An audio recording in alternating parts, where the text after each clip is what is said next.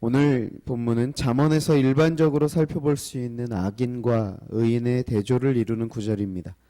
잠언에서 보편적이기도 하고 또 일반적이기도 한 오늘 본문이지만 여기에서 또 세부적으로 강조하는 핵심은 오늘 우리에게 굉장히 실제적인 도전과 우리 개인에 대한 돌아봄을 주는 그러한 메시지입니다.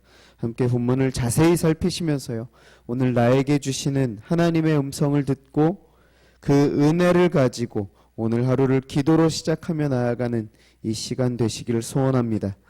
먼저 18절 말씀은 악인과 의인을 언급하면서 특별히 의인을 구체적으로 공의를 뿌린 자라고 소개하고 있죠.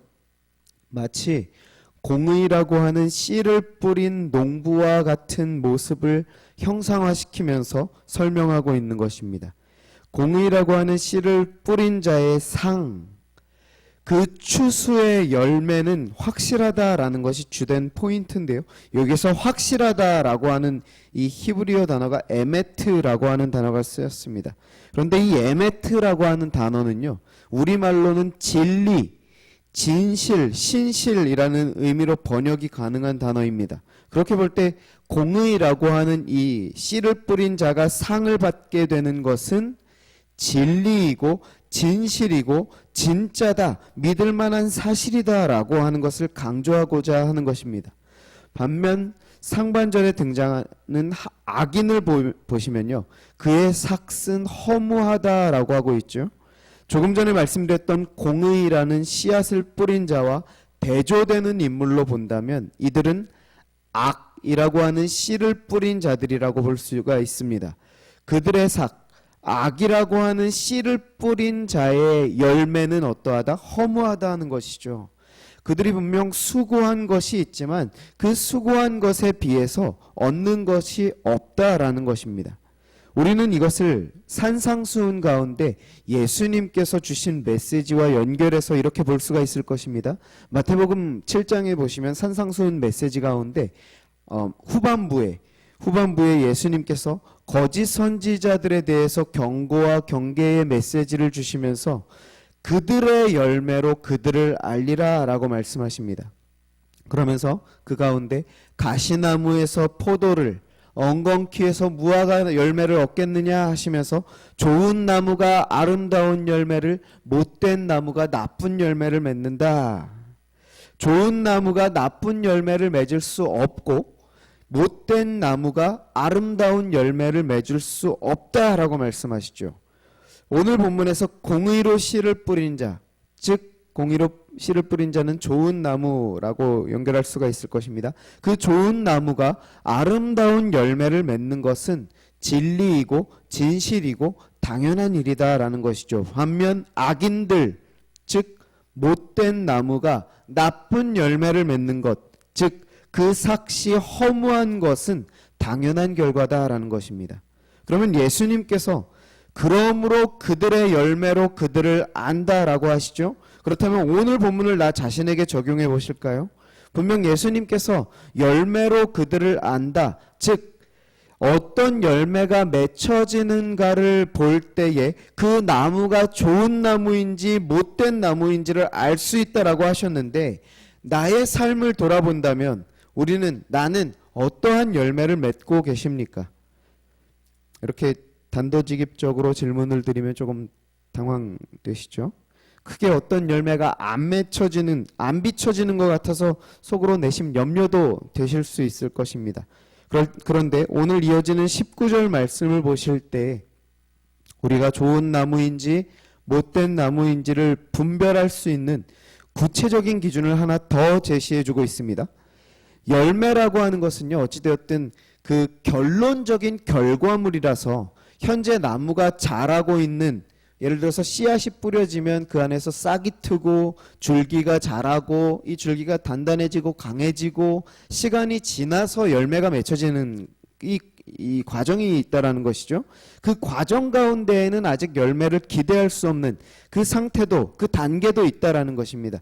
그런 과정 가운데 있다면 아직 우리의 삶 가운데 열매가 맺혀지지 않아서 좋은 나무인지 못된 나무인지 식별이 힘든 상태가 있을 수 있다라는 것이죠.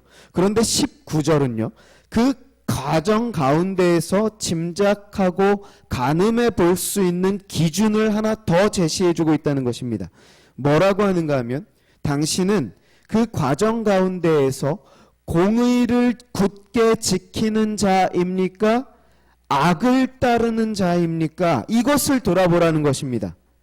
아직 나의 삶에서 어떠한 열매가 맺혀지지 않아서 내가 좋은 나무인지 못된 나무인지 분별이 힘들다라고 한다면 그 좋은 나무는 과정 속에서도 공의를 굳게 지키기 위해서 자신을 절제하고 인내하고 용서하는 등의 시간을 보낸다라는 것이죠. 반면 못된 나무는 역시 그 과정 속에서 시기하고 질시하고 이간질하고 욕심부리고 방종하는 등의 삶을 산다라는 것입니다. 그 과정을 보고도 알 수 있다라는 것이죠. 여기서 우리가 마지막으로 기억해야 할 표현은요. 공의를 굳게 지킨다라는 것입니다. 여기서 굳게 지킨다라는 표현을 볼 때 그냥 아무 노력도 없이 그냥저냥 소풍 가듯이 가는 길이 아닌 마치 군사와 같이 긴장하고 집중하며 싸우며 나아가는 듯한 비장함을 가지고 나아간다라는 것이죠. 왜요? 공의를 지키기 위해서. 여기서 공의라고 하는 것은요. 우리가 하나님의 뜻 혹은 하나님께서 보시기에 하나님 기준에서 올바른 일들이라고 이해하시면 쉬울 것입니다. 내가 하고 싶은 대로, 내가 살고 싶은 대로, 되는 대로 막 사는 것이 아니라 하나님의 뜻, 하나님 보시기에 올바른 일들을 지키기 위해서 굳은 결의와 마음가짐으로 나아가는 것을 공의를 굳게 지킨다라고 할 수 있는 것이죠. 반면 악을 따르는 것은 어떻습니까? 우리가 악을 따른다라고 할 때요. 이미지를 꼭 뭐 캄캄한 밤에 누군가를 살인하고 인신매매하고 이런 극단의 상황만을 악을 따른다라고 생각하지 마시기 바랍니다. 왜 그런가 하면 그런 극단의 상황만 생각하면 나는 저 정도는 아니야. 나는 저 정도 죄는 짓지 않아. 그러니 괜찮아. 라고 하면서 스스로를 합리화하려고 하기 때문입니다. 악을 따른다라는 것은요. 하나님의 뜻을 따르지 않는 모든 경우라고 보셔야 합니다.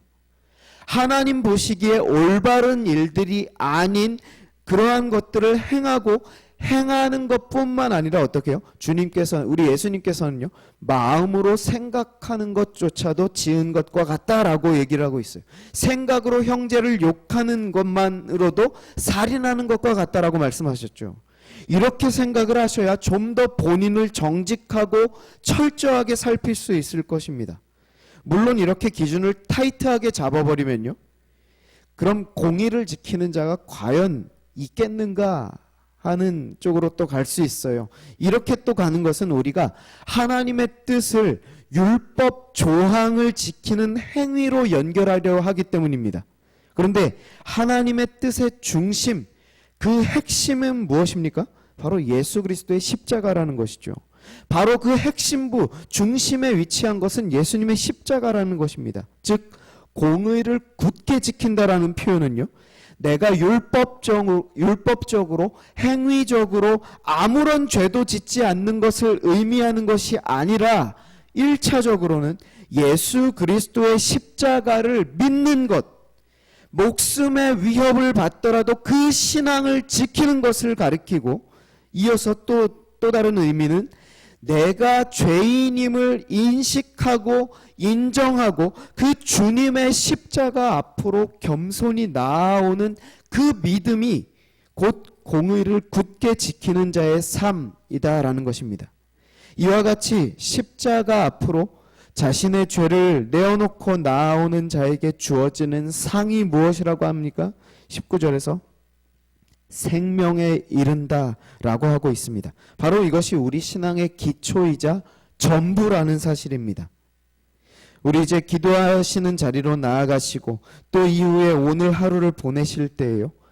그 완전하신 하나님의 기준 앞에 턱없이 모자란 나의 수준을 정직하게 발견하게 되시길 바랍니다. 내가 죽을 수밖에 없었던 존재라는 사실을 정확하게 보시고요.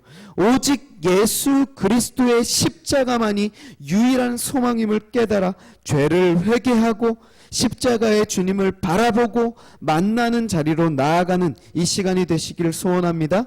그 자리를 통해서 우리에게 영원한 생명의 상급을 허락하시고 은혜 충만케 하셔서 모든 영광을 하나님께 올려드리고 감사와 감격에 충만함으로 오늘 허락하신 이 한날을 살아가는 이 자리에 모이신 우리 모든 성도님들의 이 한날 또한 이 시간 기도의 시간이 되어지시길 주님의 말씀으로 축원합니다.